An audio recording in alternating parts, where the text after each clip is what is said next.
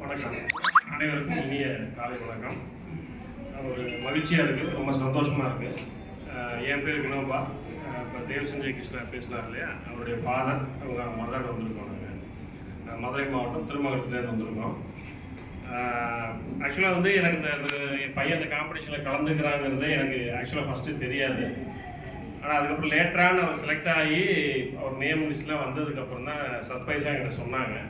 எனக்கு ரொம்ப மகிழ்ச்சியாக இருந்தது. ஸோ ஒரு மகிழ்ச்சிங்கிறது ஒரு மனிதனுக்கு எப்பேற்பட்ட ஊக்கத்தை கொடுக்குங்கிறத வாழ்க்கையில் நான் உணர்ந்திருக்கேன். எல்லாத்துலேயுமே சரி, ஒரு காம்படிஷன் கலந்துட்டோம்னா அதில் நமக்கு ஒரு அங்கீகாரம் கிடச்சி 4 பேர் நம்மளை பாராட்டும் போது அதில் வர சந்தோஷங்கிறது வெளியே நம்ம ஷேர் பண்ணுறோமோ இல்லையோ, ஆனால் உள்ளுக்குள்ளே நமக்கு தெரியும் நம்ம அதில் எவ்வளோ சாட்டிஸ்ஃபைட் ஆகிறோம், எவ்வளோ சந்தோஷப்படுறோம், 4 பேர் நம்மளை எப்படி பாராட்டுறாங்க. சில பேர் வெளியே ஷேர் பண்ணிப்பாங்க கொண்டாட்டமாக, சில பேர் ஷேர் பண்ணிக்க மாட்டாங்க. ஆனால் உள்ளுக்குள்ளே அவங்களுக்கு அவ்வளோ கான்ஃபிடென்ட் தரும். 4 பேர் நம்மளை பாராட்டுறாங்க, இது நம்ம வந்து பரிசு வாங்கிட்டோம் அப்படிங்கிறது கலந்துக்கிறதே பெரிய விஷயம். அதுக்கே அவங்கள பாராட்டும். அதில் வந்து முதன்மையாக ஜெயிக்கும் போது எவ்வளோ பெரிய கான்ஃபிடென்ட்டை கொடுக்கும் அப்படிங்கிறத வந்து நான் செல்ஃபாக உணர்ந்திருக்கேன். நான் ரொம்ப மகிழ்ச்சியாக இருக்கும், சந்தோஷமாக இருக்கும். ஸோ அந்த மாதிரியான ஒரு மகிழ்ச்சியை வந்து இளம் தலைமுறை எழுத்தாளர்களை உருவாக்கியிருக்காங்க. அதுதான் வந்து உண்மை. அவங்க எழுதுறாங்க, அந்த எழுத்துக்கு ஒரு அங்கீகாரத்தை கொடுத்து அந்த புத்தகமாக வெளியிட்டிருக்காங்க. ஸோ இந்த நிலையில் உங்கள் மாணவர்களுடைய மனநிலை எப்படி இருக்குங்கிறது என்னால் புரிஞ்சுக்க முடியுது. ஸோ உங்கள் எல்லாருக்குமே மனசுக்குள்ளார ஒரு கான்ஃபிடன்ஸ் வந்துருக்கும். சரி, நம்ம எழுதுனது நம்ம சுயமாக எழுதியிருக்கோம், அதை வந்து ஒரு மிகப்பெரிய அறக்கட்டளை மூலியமாகவும் அதை வந்து அங்கீகாரம் பண்ணி இன்னைக்கு புக்காக வெளியிட்டிருக்காங்க அப்படிங்கிற ஒவ்வொரு மகிழ்ச்சியும் உங்கள் மனசில் இருக்கும். அந்த கான்ஃபிடென்ட்டை விட்டுறாதீங்க. இதுதான் உங்கள் வாழ்க்கைக்கு ஒரு முதல் படியாக இருக்கலாம்.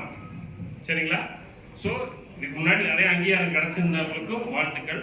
இல்லை இதுதான் உங்களுக்கு முதல் அங்கீகாரம் இருந்ததுன்னா இதை உங்கள் வாழ்க்கையில் ஏணிப்படியில் ஏறதுக்கு முதல் படியாக எடுத்துக்கோங்க. இந்த ஜோஷை விட்டுறாதீங்க. தயவு செஞ்சு இந்த ஜோஷோட நீங்கள் வாழ்க்கையில் முன்னேறீங்கன்னா இதை விட மிகப்பெரிய வாய்ப்புகள் வரும், மிகப்பெரிய அங்கீகாரம் வரும். உலக நாடுகள் பாராட்டும் போது உங்களுக்கு வர மகிழ்ச்சிங்கிறது நான் சொல்லி தெரியணும்னு அவசியம் இல்லை. ஸோ அந்த அளவுக்கான கெப்பாசிட்டி எல்லா மாணவர்களுக்கும் இருக்குது. குறிப்பாக இங்கே மாணவர்களை வந்து அவங்க ஊக்கப்படுத்துறது எனக்கு ரொம்ப சந்தோஷமாக இருக்குது. ஏன்னா கண்கூட பார்க்கும்போதே எவ்வளவோ மாணவர்கள் வந்து தெருவில் உட்காந்து பப்ஜி விளையாடுறதும், செல்ஃபோனே கதியாக கிடக்கிறதும், பேரண்ட்ஸ் சொல்கிறத கேட்காம இருக்கிறதும், இதெல்லாம் நானே சில சமயம் பசங்க கூட்டமாக உட்காந்து சிரித்து பேசிக்கிட்டு அந்த பப்ஜியை விளையாண்டுக்கிட்டு அவனை வெட்டுறா, அவனை குத்துறாடே, மாப்பிள்ளை நீங்கள் வாடாடே, மச்சி நீ இவன் போடுறா, நீ அவனை எத்தனையோ பேர் அடித்து பற்றி விட்டுருக்கிறாரு. போங்கடா முதல்ல இங்கேருந்து. எப்போ? நைட்டு 11 மணி. நான் சொல்கிறது காலையிலேயோ சாயந்தரமும் இல்லை, இரவு 11 மணிக்கு நான் வேலை முடிச்சு வரும்போது பார்த்தீங்கன்னா மரத்தடியிலையோ இல்லை தெருமுனையில உட்காந்து ஒரு 10 பசங்க இந்த விளையாட்டு விளையாடுறது.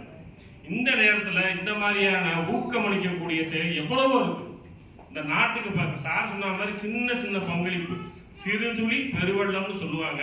ஸோ அந்த மாதிரி உங்களால் சிறு சிறு உங்கள் வீட்டுக்குள்ளேயே கூட நல்லா செய்யுங்க. உங்கள் வீட்டை சுத்தம் செய்தால் உங்கள் தெரு சுத்தமாகும், உங்கள் தெரு சுத்தமானால் உங்கள் ஊர் சுத்தமாகும், உங்கள் ஒவ்வொருடைய ஊர் சுத்தமானால் இந்தியா சுத்தமாகும். ஸோ அதுதான் கான்செப்ட். ஸோ இன்றைய